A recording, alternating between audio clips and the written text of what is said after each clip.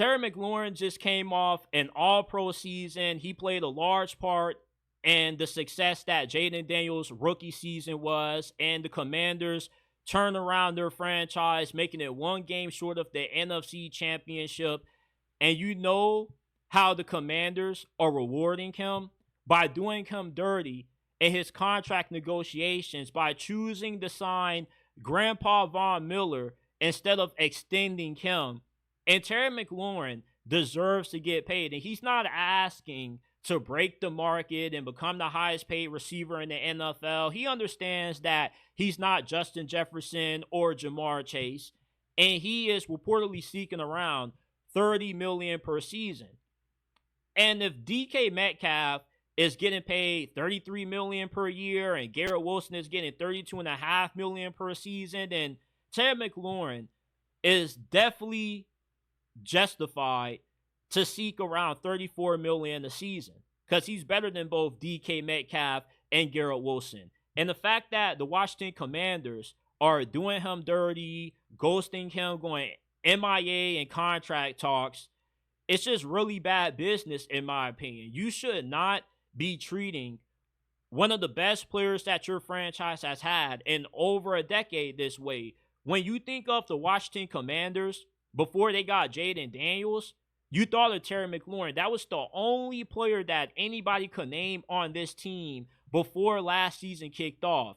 When you have a team captain, a leader, and a big impact player for your squad that's seeking this kind of money and he's produced at a high level, it makes you look really bad. And it makes your franchise look a little bit snobby. Because why are you being stingy with paying Terry McLaurin, who has been a top 10, top 12 receiver in the league, and you don't want to pay him what he's asking for, but you want to go and you want to sign Von Miller before paying him? That doesn't make a lot of sense. It would make more sense to pay Terry McLaurin and then assess your salary cap situation and then go sign other guys. Because now, with you signing Von Miller, you got even less money to allocate to what Terry McLaurin is asking for. And if the Washington Commanders are feeling this way about Terry McLaurin and they don't know if he's worth the money that he's asking for,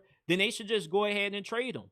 And this will be a worse team without Terry McLaurin than what it is with him on it. As good as what Jaden Daniels is, he can make up for certain limitations like what he did last year, not having a good offensive line, the ground game being a little bit up and down at times, but he can't make up for having nobody's at wide receiver. If you take Terry McLaurin off of the Washington Commanders, they have nobody else that's a serviceable wide receiver one. Noah Brown is a low-end wide receiver 2, high-end wide receiver 3 at best. Luke McCaffrey, haven't seen much of what he's able to do.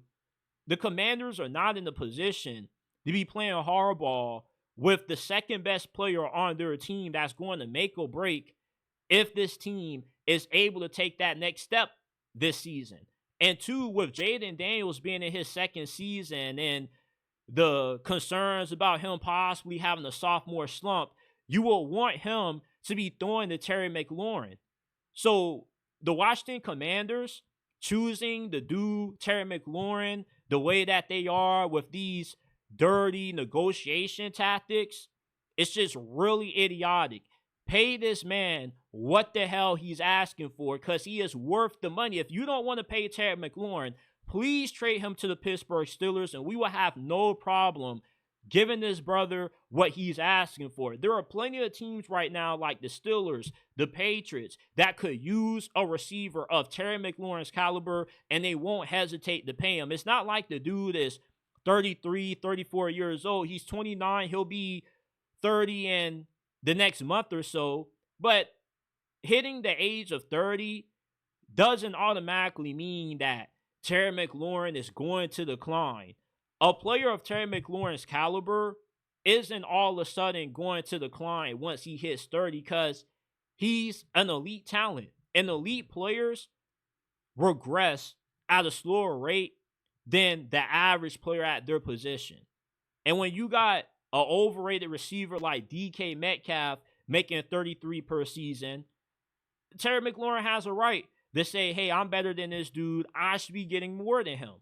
And I thought that the Commanders really turned the corner with their new ownership and their new general manager, Adam Peters. But this situation right now makes me feel a lot lower on the Commanders than what I did before these negotiations first took place. You knew that Terry McLaurin was up for a new contract before last season started. And he's done nothing but produced every single year. The guy has had 1,000 yards receiving for the last 5 seasons that he has been in the league. He's been just as consistent as what Mike Evans has been. And you didn't see the Tampa Bay Buccaneers playing hardball with Mike Evans money. Good franchises take care of their best players. And that's why it's dirty how the Commanders are choosing to do Terry McLaurin right now. You're not going to pay Terry McLaurin, but you're going to sign old ass Von Miller. What are we even doing right now?